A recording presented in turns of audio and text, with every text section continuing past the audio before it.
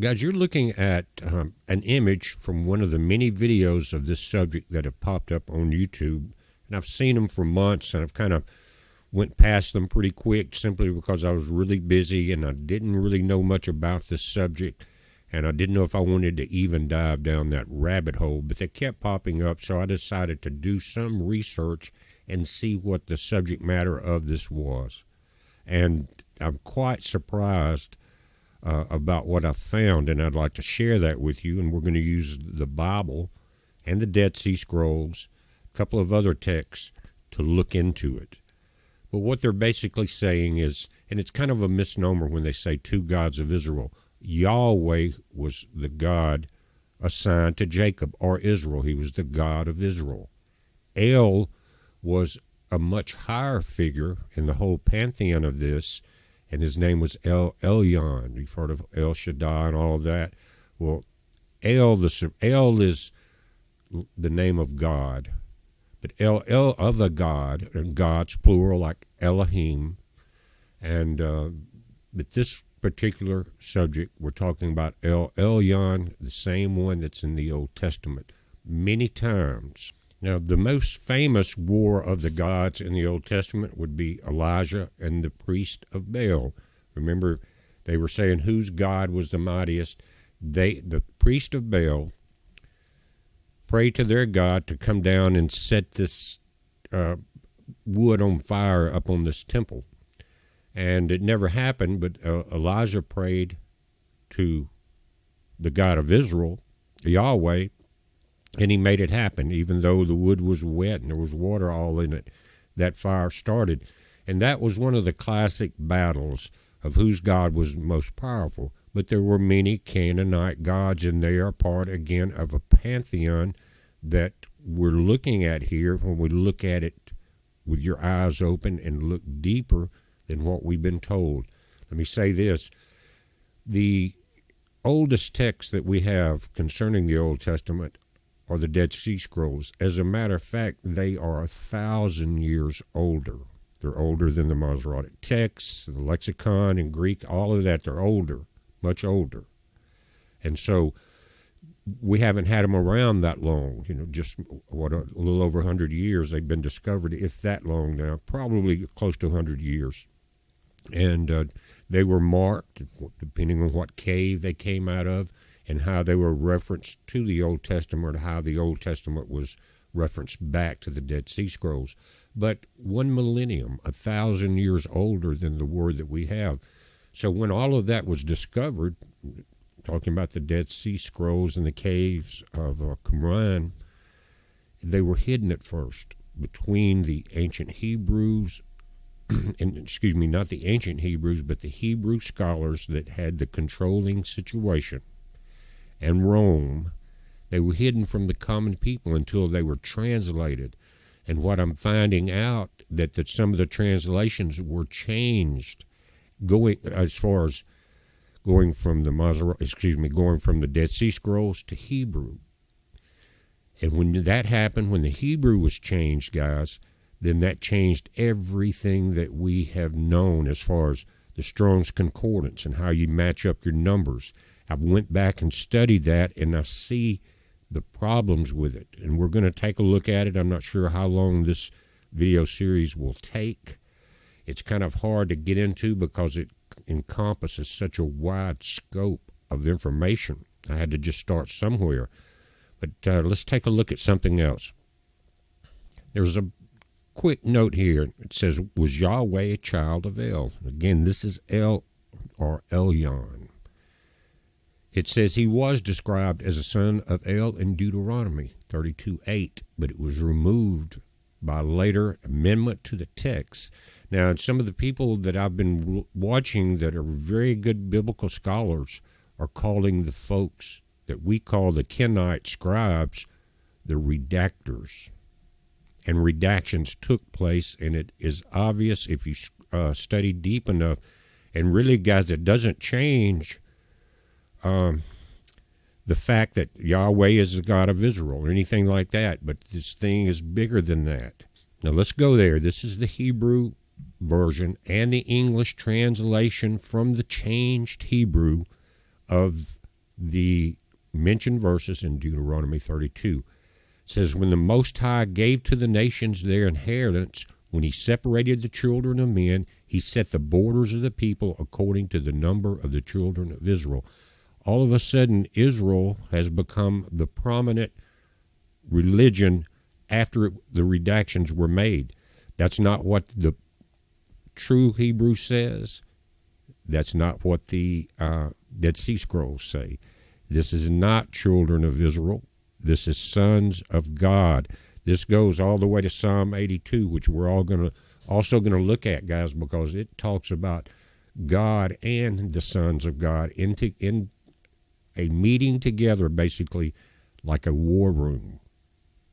And God was very unhappy with his sons. We're talking about Elion, the Most High.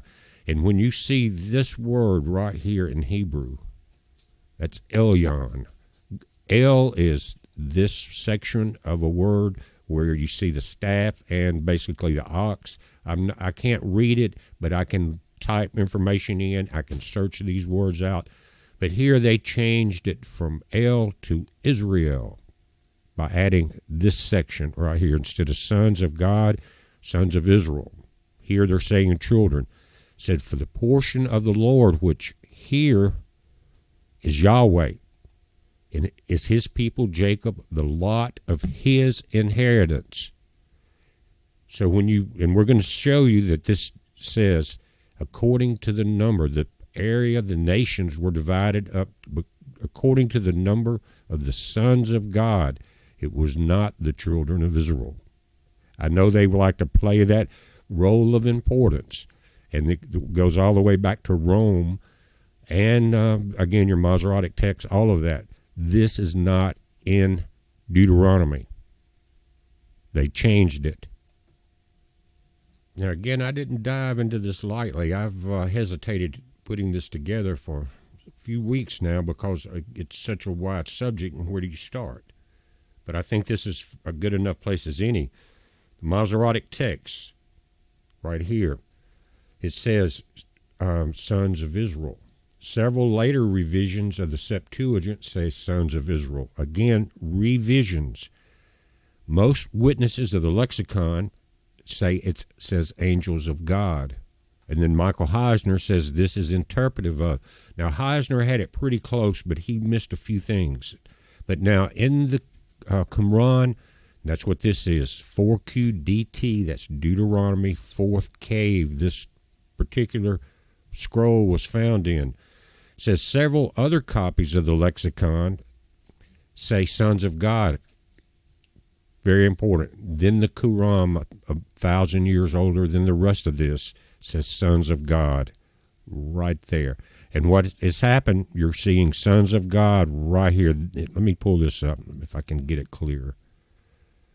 Right here, and you can see that what happened, you see sons of God or El, but they added in Israel. It wasn't sons of Israel, it was sons of God. That's very important to where we're going. Again, we looked at several of different pieces of information, but it says here, just from the evidence from Deuteronomy 32:8-9, the sons of God variant seems the most well attested, being represented by the widest array of independent manuscript traditions. That's exactly right. It says sons of God. I'll tell you how another way that I know. This is an actual piece of the Dead Sea Scrolls of Deuteronomy 32. And you can see here it's plate 172, fragment 10. The picture was taken April 2013, 4Q37. That's K4, Quran of Deuteronomy. And I sent this off to somebody that you guys know that is very good at translating Hebrew and Greek and Aramaic. I did it in like a blind test. I sent this image to him. A few hours later, he sent it back and said, man, you picked some hard ones. He said, this is kind of a mixture of languages, but it says sons of God. I didn't tell him what I thought or why. I just wanted, again, a blind test of what they were saying. And here you've got the son's figure, And here is your El right here. There's no sons of Israel in this. It's sons of God. Again, if you guys have ever watched my good friend Roy Potter, you know he knows it, and that's who I sent this to. Again, in a blind test, he called me back a few hours later, and he said, I said, what's it say, Roy? And he said, sons of God. It has nothing to do with the children or the sons of Israel. The land was divided up amongst the sons of God. And in the ancient traditions, Yahweh was one of the sons of Elion. That's not what they want you to know. I know it's hard to digest. You know, it's like in Revelation, the book was sweet to the taste, but bitter to the belly. But guys, we're getting in those times to where we have to open our eyes, look around. I think the information of the Dead Sea Scrolls was saved for this end time. I think the information we're talking about now was saved so that it could not be polluted any further. But again, Deuteronomy says the land was divided up by Elion to his sons, and the inheritance of Jacob, who was Israel, was given to Yahweh. And they took that, they changed up the translations even of the Dead Sea Scrolls to reflect sons of Israel or children of Israel. Again, self-importance, their God is the greatest. Now, I'm not saying who is the greatest in that pantheon. I believe in Jesus Christ, and I believe in our Creator above. Now, what did Christ say? What did he call? Did he call him Yahweh? No, he called him El. Remember in the book of Psalms, when Christ was on the cross still teaching even at that point, and he said, Eli, Eli, Eli, Shabbatani, my God, why hast thou forsaken me? But he was quoting Psalms. He wasn't complaining. He was quoting, teaching even while on the cross. That was probably part of what we're dealing with now. What did he call him? El, El, Eli, Eli. That's what he called him. Now, by the time that the redactors of the Word got their hands on this, they even changed, like I said, the Dead Sea Scroll translations. Here it is what they're calling it, Deuteronomy 32 from 4Q. This is from Paleo Deuteronomy and the Dead Sea Scrolls. Here it says, when the Most High, which is Elion, gave to the nations their inheritance, when he separated the children of men, according to the number of the children of Israel.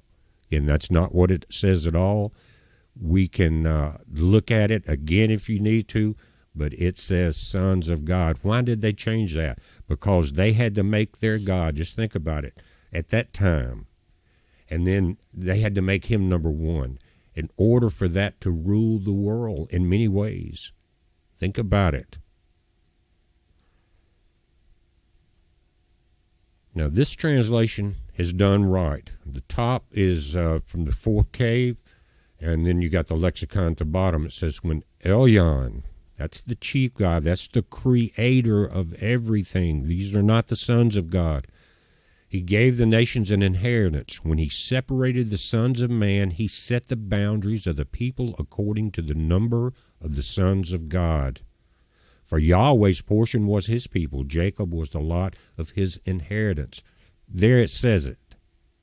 There it says it. And if you look at a true Hebrew Bible that has not been redacted, you'll see the same thing. Now, in the lexicon, it said, when the Most High divided the nations, when he separated the sons of Adam, he set the boundaries of the nation according to the number of the angels of God. And his people Jacob became the portion of the Lord.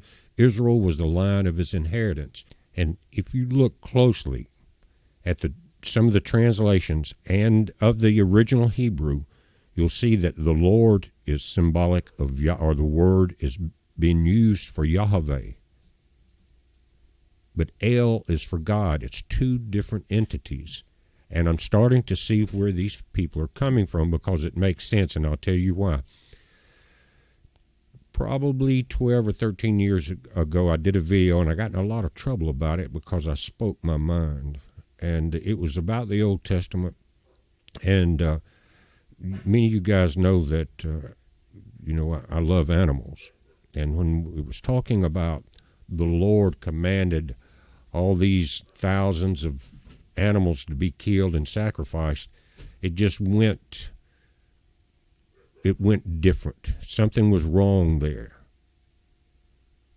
And I said, how could the creator of all things created the animals way before he created man, created the animals, created Noah, so Noah could take care of the animals? Why would he start doing that? We weren't dealing with El, we were dealing with Yahweh. I didn't know it then. Now it makes sense because he is a jealous God, and all of the sons of God are members of the war council, even Yahweh. And when we look at Psalms 82, you're going to get a pretty good look at that. But guys, again, angels of God, sons of God, more than likely talking about the same group. We know they are, just different translations here, but the original says sons of God. Now let's go for a moment to Psalms 82. Now, this is Psalms 82:1. I'm looking at the eSword, which uses the Strong's Concordance. Remember that as I'm going through some of my old books, and software, I'm starting to realize that the redactors got into everything. Okay? Now, Psalms 82 is a psalm of Asaph. God standeth in the congregation of the mighty, he judgeth among the gods. Now, this word God here and here, notice this is singular and they're plural, but they're the same words. What are they? Elohim. Now, you can click here where it says, I'm in the King James, so look at King James Plus, and it's going to give you some letters. Again, the Strong's Concordance has been polluted, and I proved it to myself. And I'm just about ready to learn Hebrew because of just the little bit I've learned about it in this particular study. It made me realize that's where we're going to have to get the most information that we can from, especially if you can get your hands on some of the Dead Sea Scroll information that has not been redacted. But here, God is, if you click on the H430, that's the Hebrew word, number 430, is Elohim. Now, a lot of people say that it's either singular or plural, but it's not, it's both. It's obvious here.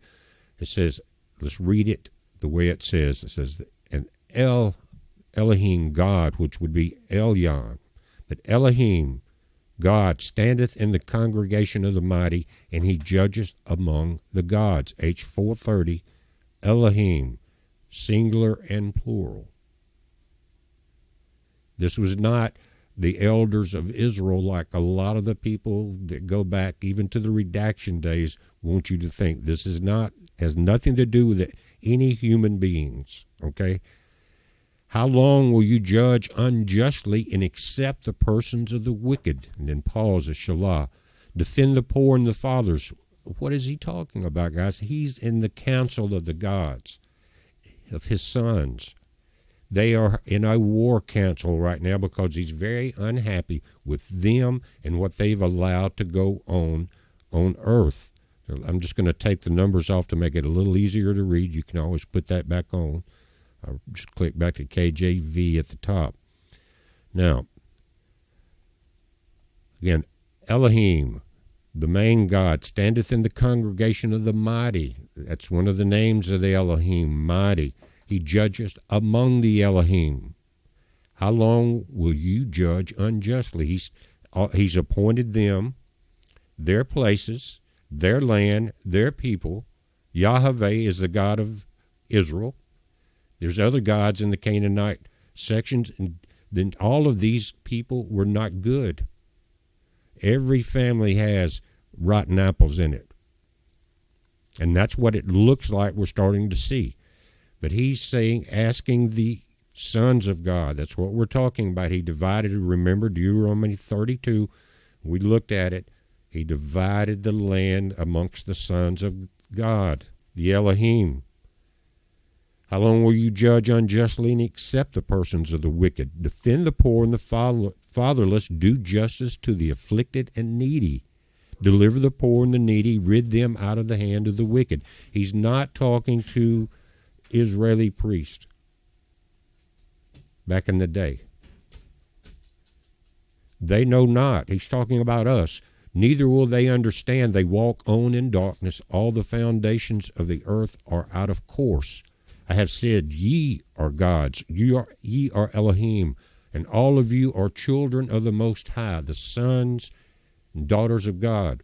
But you shall die like men and fall like one of the princes. Now, wait a minute. If these were, just like I said, if you dig into this, you're going to find out that the priests of the redactions from Rome to Israel wanted you to think this was also not the sons of God. This was the elders of the nation there. He said, but you shall die like men. That automatically nulls that argument out. If you were men, you would know that, and you wouldn't, all of a sudden, you're not eternal anymore, and you shall fall like one of the princes. He's not talking to men. Arise, O Elohim, judge the earth, for thou shalt inherit all nations, and that's what happened. And we're talking about the oldest pantheon of different gods that the Canaanite group, including, that's part of Israel, and all of that was part of that the Canaanite systems. But it could be very well documented, more than likely, that a lot of the Roman mythology, Greek mythology people were part, or they were handed down from this group of Elohim. In other words, you had demigods that came from gods, like Hercules and things like that.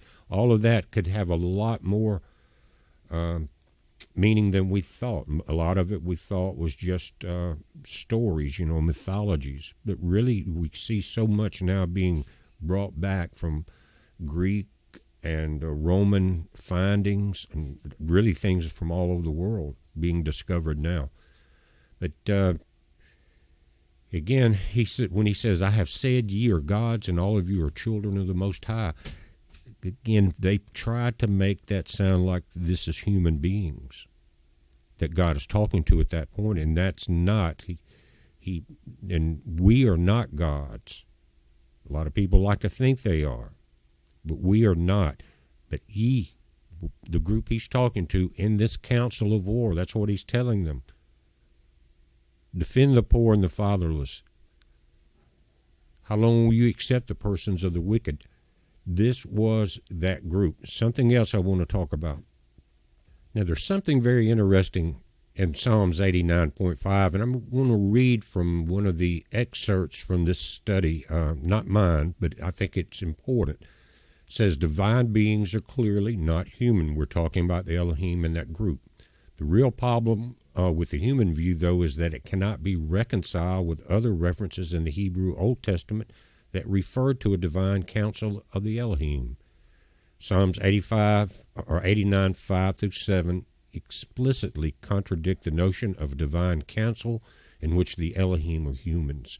And this is, I like this part because it talks about Yahweh here. It talks about El and Yahweh in the same paragraph.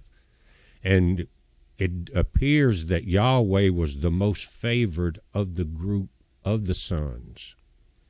It says, and so the heavens will praise your wonderful deed, O Yahweh, even your faithfulness in the assembly of the holy ones. For who in the sky is equal to Yahweh? Now, who is like Yahweh among the sons of God? Not El, but of the Elohim, the sons of God. A God feared greatly in the council of the holy ones, and awesome above all surrounding him. Number one in the council. But Elion was running the show. But here he is praising Yahweh for his faithfulness, and it shows how much respect that he had amongst the other sons. God's divine counsel is an assembly in the heavens, not on earth. The language is unmistakable. This is precisely what we expect if we understand the Elohim to be divine beings. It is utter nonsense if we think of them as humans. There's no reference in Scripture to a council of human beings serving Yahweh in the skies, Jews or otherwise. And that's true. But what's amazing is, and I'll show you a couple of these to kind of point out some of the things that it took a lot more time to delve into that may be helpful to you. And for instance, if you get a chance to look at some of the Dead Sea Scrolls, there's a book. You can also do it online. It's hard to find some of the things if you don't know how that they've separated them. It's not like regular chapters and things like that. But this particular Hebrew word is Elohim. You got the Aleph, which I think stands for a bull or an ox, the Lamed, which is a shepherd's crook, the Hey, the Yo right here, or the U, and then the M. And this is Elohim for me. But right here, remember these symbols, especially the first two, because that is El. And then you add the rest as Elohim. And but you can see El in a lot of places that they've, if you look at it, that they tried to change it. They have, what the point of the video of mine and of all the people that I've looked at, I'm still in like chapter 1, is that they merged ELYON, the creator, with Yahweh. In other words, to bring them together as the one mighty God, when most that you can read about back in that time say that they were separate entities. I'll show you one of those. And just on the side note, the most common name for God in the Hebrew Bible is El, or El, meaning God, derived from a Semitic language. The root meaning of El is might, strength, and power. This name for God occurs widely throughout the Bible. Sometimes the word El refers to the pagan gods and nations surrounding Israel, and that word is in other names, such as Baal, things like that, other names. There's a lot of them. But the ELYON is, according to what I've been studying and looking at, I've got a lot more, guys. I've just got to be able to put it together to where it makes sense. There's a lot more information about this out there. But a couple of other things let me point out. As you're searching, if you decide to dive down this rabbit hole, here's one of the things that I found that's important, and it's highlighted here. You can save this or come back to it or take a screenshot of it. But here you have the words El again, E-L, the staff here. But this is not Elohim. This is ELYON, the main one. Now, again, we'll go back and look at Elohim. You'll have the same El, but this is ELYON. Very important when you're starting to break this down. If you're interested in searching for the truth, these are very good tools.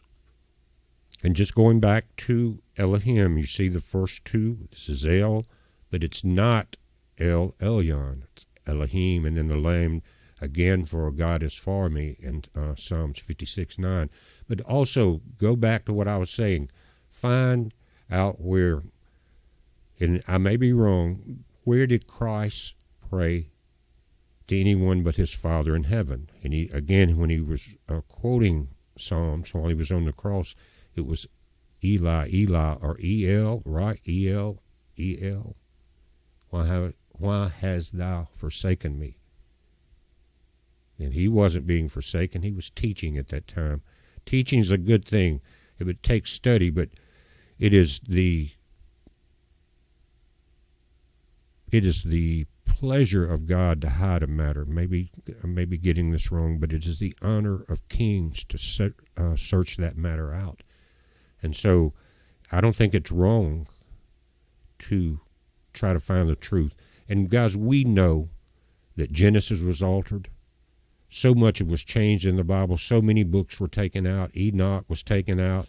And now we find out the Dead Sea Scrolls were almost hidden for 100 years away from the public, while everything was altered, including what was put into the Strong's Concordance, things like that.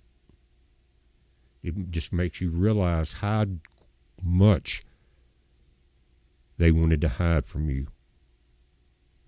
Hide the truth. And there's nothing bad about what we're talking about here. It's just a separation of the information so that we have a better understanding. Again, it appears that of the sons of God, and they were appointed different lands. Who did Michael fight with? The prince of Persia. You think that was a human? That wouldn't even been a battle, right? So you've got Baal, you've got whoever the prince of Persia was, or was it the same group? But there were battles, and there were, again, good and bad. Same things are happening now. Who is leading the council of war? I'm not saying Yahweh averted war. He didn't avert war at all. David talks about many battles. But he also was the God that led Moses back out, or that's the way it's written, back to the promised land. That was Yahweh, according to the way it's written as the Lord being translated to Yahweh. But El is not. God is not Yahweh, not in the Scripture. You can go against that, or you can prove it to yourself. But again, I am going to look more into understanding the Hebrew language, because it appears to me, by using that in the older text, especially the Dead Sea Scrolls, is going to be our only way to find out the truth. I've got a lot more on this subject. I've just got to put it together. I'm not trying to lose friends. I'm not trying to get in trouble. But I've studied this a long time, guys. The Hebrew and the Greek, from their translations, for over 30, 35, maybe 40 years now. And this is new to me. But I'm starting to understand more about why I was conflicted with the Creator, and now this is in my opinion, and Yahweh, the God of Israel. And Israel was spread out many places. They hadn't been back much over, 70-something years now. But they were spread out. And so Yahweh is the chosen leader of the children of Israel by ELYON. And again, we are everywhere.